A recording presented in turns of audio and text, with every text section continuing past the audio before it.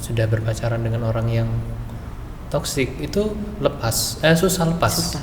susah lepas. Itu penyebabnya seperti apa, Bu? Penyebabnya itu karena apa ya kira-kira? Tetap bawa dalam doa ya, dalam segala yang kita lakukan di hal yang mendasari kita bawa dalam doa supaya kata-kata kita itu diberikan menjadi berkat buat teman kita, ada Roh Kudus yang bekerja di sana sehingga kata-kata itu mungkin bisa menolong dia untuk bisa berpikir lebih jernih. Terlepas dari mungkin sisi yang kurang pas tadi, tapi dia ada unsur usaha untuk mengasihi. Jadi itu masih punya potensi untuk perbaikan ke depan, kayak gitu.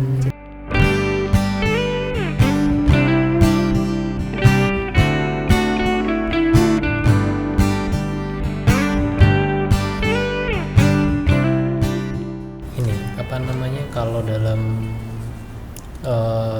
relasi itu kan khususnya untuk orang yang berpacaran itu kan sudah terlanjur gitu ya. Dan beberapa yang saya ketahui itu orang-orang yang sudah berpacaran dengan orang yang toksik itu susah lepas. Itu penyebabnya seperti apa, Bu? Penyebabnya itu karena apa ya kira-kira? Iya, mungkin ini ya, ada keterikatan ya kalau sudah berelasi, mungkin katakanlah dengan orang yang dikasihi, mungkin ada kontrak tidak tertulis. Saya nanti akan menikah dengan kamu, ya gitu. Jadi kayaknya baik buruknya ya udah nanti tetap harus tujuannya ke sana, menikah gitu. Padahal ketika masa penjajakan, masa berpacaran ya istilahnya ya, seperti itu harusnya bisa mengeksplorasi hal-hal yang baik dari diri pasangannya yang bisa memberikan pertumbuhan. Tapi kalau nanti justru malah menjadi toksik, harusnya secepat mungkin harus diputuskan ya, istilahnya harus dihentikan hubungan tersebut, tidak boleh diteruskan. Katakanlah misalkan yang KDRT aja, contoh itu ya, masih pacaran aja sudah berani bentak-bentak gitu ya, terus melarang-larang, kamu nggak boleh ikut kegiatan kampus, nanti pulang kuliah langsung pulang misalnya gitu ya, karena dia cemburu mungkin ya. Nanti kalau ketemu teman lainnya nanti katut nggak lanjut gitu ya. Siapa tahu ada ketakutan, mungkin karena dia terlalu posesif misalkan yang pasangannya itu ya. Nah itu tadi ada kontrak tidak tertulis, harus tetap melanjutkan hubungan.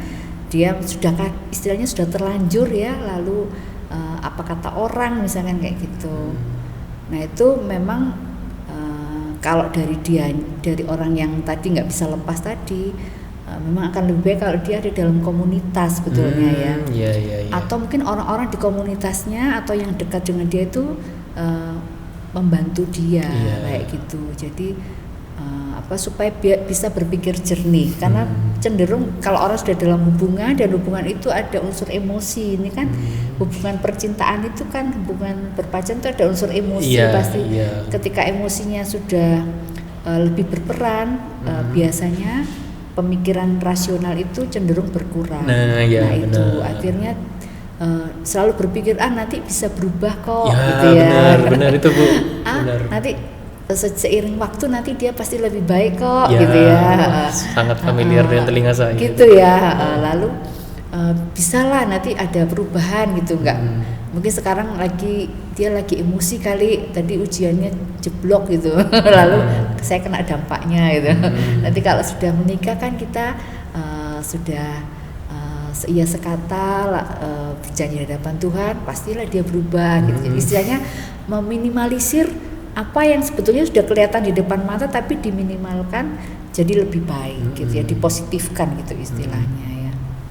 Nah itu enggak tadi karena ada hal yang sifatnya dia masih belum siap melepas. Itu memang kalau dari yang bersangkutan susah ya, memang membutuhkan komunitas, dukungan komunitas. Akan lebih baik kalau dia memang tergabung dalam komunitas atau minimal ada sahabat-sahabat dekat yang bisa memberikan masukan buat dia. Iya. Tapi kalau nggak nggak itu pun mungkin orang-orang yang paling nggak masih punya perhatian bisa memberanikan diri untuk memberikan support, ya memberikan dukungan. Mungkin ketika kan kalau adik-adik jelas-jelas nih ya, jelas. Sesuatu yang sebetulnya sudah jelas dinalar itu jangan dilanjutkan hubungan itu karena dia sudah punya bibit untuk nantinya bisa berkembang nantinya ketika menikah. Kalau sudah masih belum menikah aja sudah berani, apalagi ketika sudah menikah sudah merasa itu menjadi miliknya, dia akan berbuat apa saja kayak gitu. Nah itu harus diberikan pengertian gitu. Supaya rasionya berkembang ya. Emosinya dinetralkan, lalu rasionalitasnya supaya bisa berkembang lagi. Kamu loh diberikan contoh-contoh gitu. Kamu loh pulang misalkan contoh kamu lo sering dimarah-marahi ya, kamu lo nggak diberi kebebasan ini itu gitu, kayak gitu. Kamu nggak boleh berteman dengan ini siapa-siapa gitu. Itu kan kayak termasuk kekerasan juga. Kamu dia belum jadi pasanganmu, dia sudah berani mukul-mukul gitu, sudah berani larang-larang. Orang tua aja nggak segitunya gitu. Kok dianya gitu, jadi beri pengertian. Tapi itu memang tadi kembali ke sejauh mana kita bisa memberikan pengertian tuh kalau kita dekat ya, hubungannya dekat. Atau mungkin ada kalau di persekutuan, dia ikut persekutuan, ada kakak bimbing, mungkin itu bisa libatkan kayak gitu. Kan lebih baik ya. Kalau kakak bimbing kan biasanya lebih terbuka ya, dengan kakak bimbing ya. Saya sharing-sharing. Iya, benar. Nah, itu sih yang Bu Magda tadi sampaikan tuh sangat familiar sekali dan beberapa orang-orang terdekat saya itu memang seperti itu.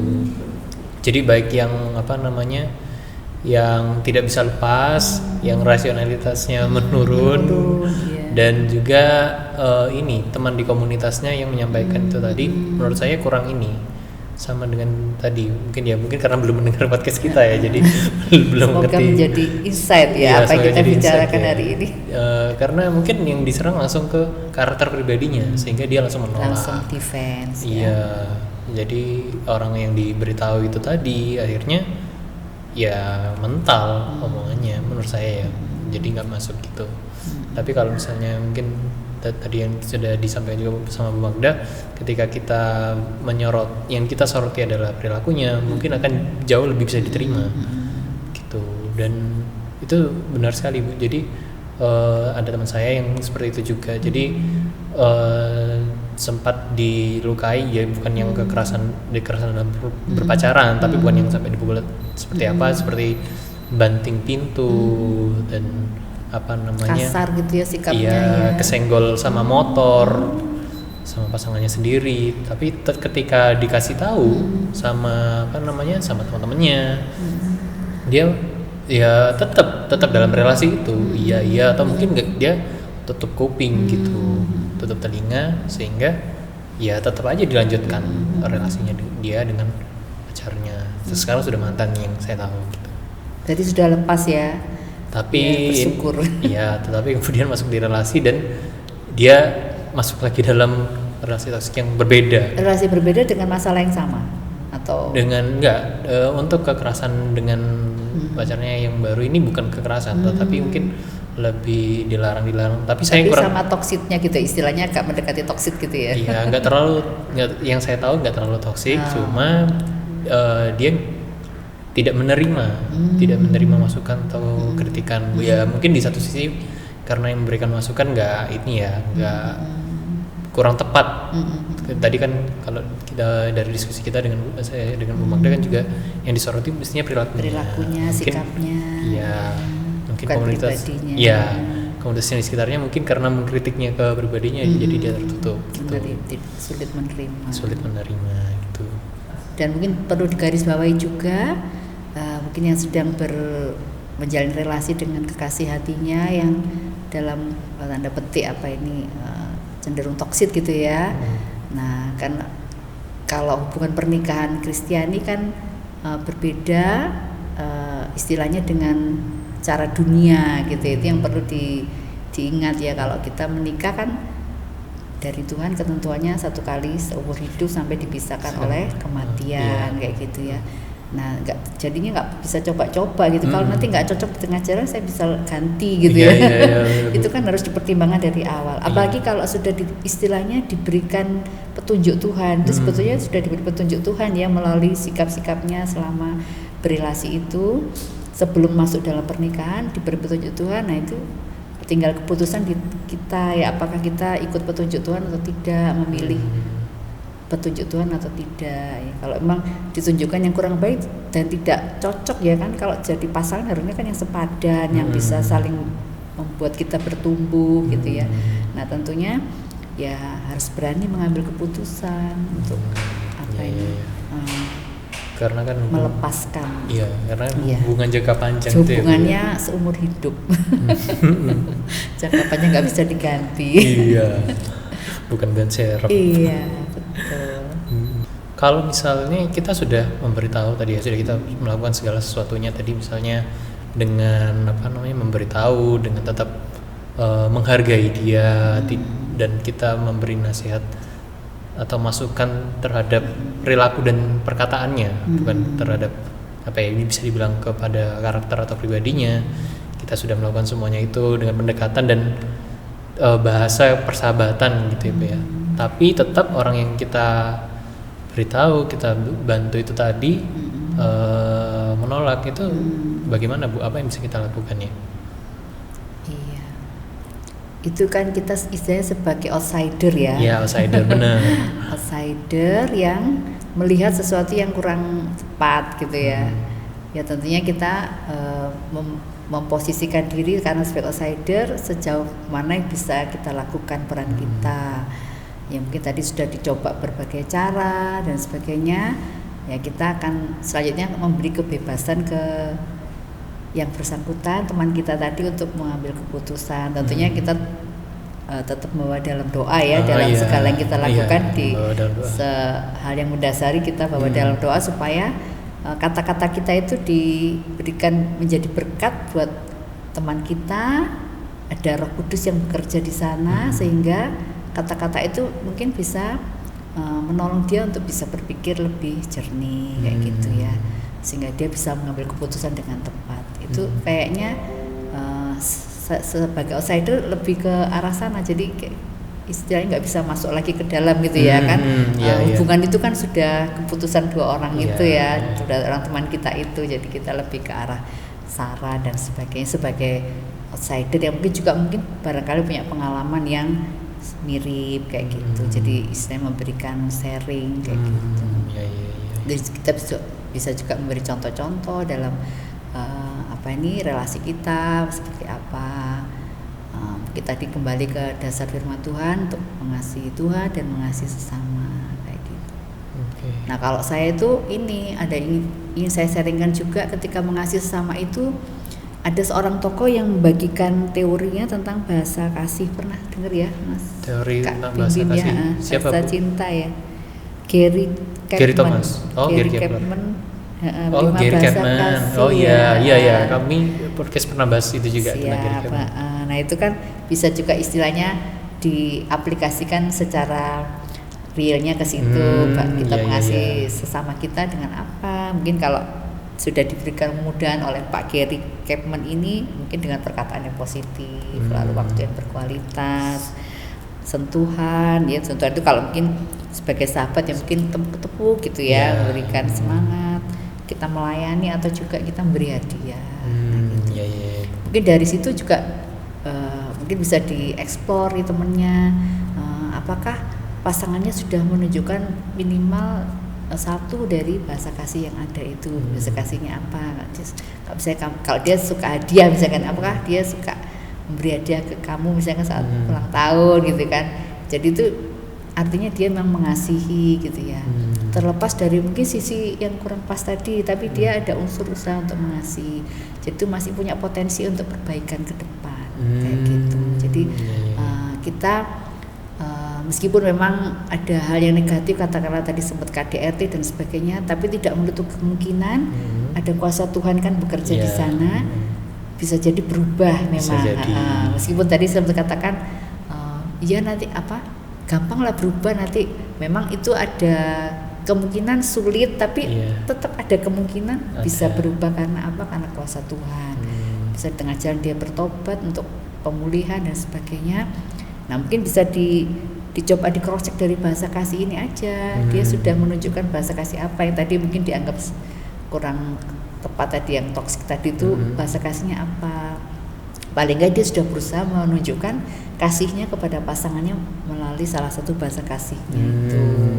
Bahasa kasih pasangannya berarti ya, kalau pasangannya senang hadiah, mungkin beri hadiah, pasangannya senang kata-kata motivasi, diberikan kata-kata motivasi, semangat kayak gitu. Atau perhatian ya, pelayanan gitu. Itu salah satu ini aja apa? Cross check gitu ya. Sejauh mana sudah menerapkan bahasa kasih. Tapi itu ya tadi mungkin akan berubah, tapi kan kita nggak bisa berharap sama manusia. Benar, kita juga apa namanya ya, mungkin bukan dengan kita dia berubahnya. Dan tadi juga Bu Magda juga bilang sebenarnya kalau dalam penjajakan kita sudah merasa apa namanya nggak nyaman, apalagi nanti ketika menikah gitu. Jadi mungkin setelah memberikan itu tetapi di dalam perjalanannya dia nggak mengalami perubahan, ya mungkin ditinggalkan. Lebih baik segera mengambil keputusan sebelum hubungannya lebih jauh. Iya benar. Karena sebetulnya kalau hubungan itu mudah putus atau tidak itu ya tergantung keputusannya. Putus, kalau sudah putus nggak ada celah untuk nyambung lagi gitu. Misalkan usahakan ya nggak bertemu, karena pertemuan secara fisik pasti akan membangkitkan memori dan sebagainya. Jadi meminimalkan tadi celah-celah untuk pertemuan tadi. Bukan berarti membenci ya, tetapi istilahnya kan kita juga sebagai orang yang pernah bersama, ada luka-luka yang ditimbulkan, perlu penyembuhan, pemulihan. Nah, kalau masih bertemu bisa jadi lukanya masih akan timbul lagi. Gitu. Dan juga masih membangkitkan memori-memori yang barangkali memorinya akan membuat dia nggak mau lepas. Seperti itu. Oke. Ya Bu, itu mungkin percakapan kita di podcast ini. Mungkin Bu Magda ada 1-2 statement penutup untuk mungkin teman-teman yang sedang merefleksikan diri apakah dirinya toksik atau mungkin sedang ingin membantu teman-teman yang toksik. Bu, silakan Bu, mungkin. Atau secara umum juga nggak apa-apa. Secara umum ya. Terima kasih untuk kesempatannya Kak Bimbing, boleh kita bincang-bincang saat ini.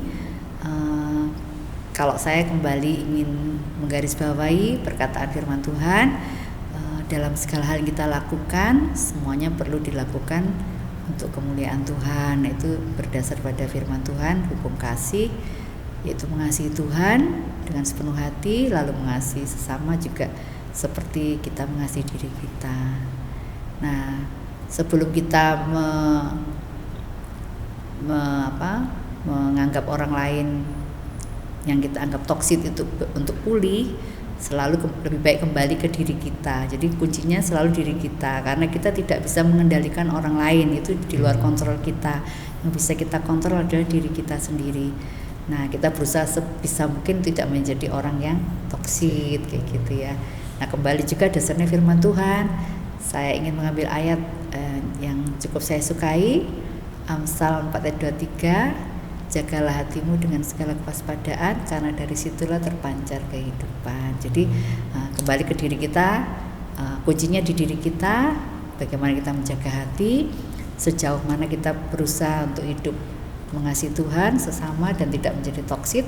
Nah, mungkin itu bisa menjadi efek yang terus berputar atau terus berlanjutan ke lingkungan kita kayak gitu. Itu aja. Semoga bincang-bincang kita boleh memberikan insight buat diri kita juga buat teman-teman yang mendengarkan dan inspirasi juga. Berkati. Oke. Ini sekian podcast kita pada kali ini. Terima kasih sudah menonton dan menyaksikan kami. Jangan lupa like, komen, dan subscribe YouTube YPP Alaheroi. Sampai jumpa di podcast selanjutnya. Tuhan berkati. Tuhan berkati.